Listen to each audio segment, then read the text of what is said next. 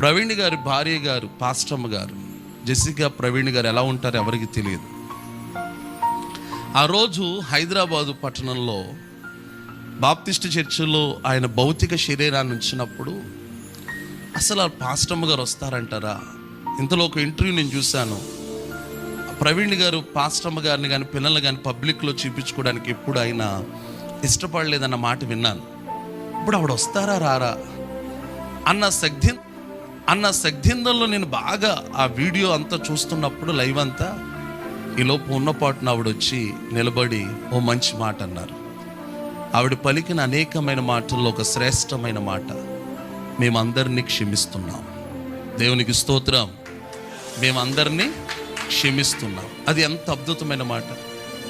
ఆ మాట అనగలిగిన వాళ్ళు ఒక్క క్రైస్తవులే ఈ ప్రపంచంలో, ఒక్క క్రైస్తవులే అనగలరు. ఏ మాట అంటే మేము అందరినీ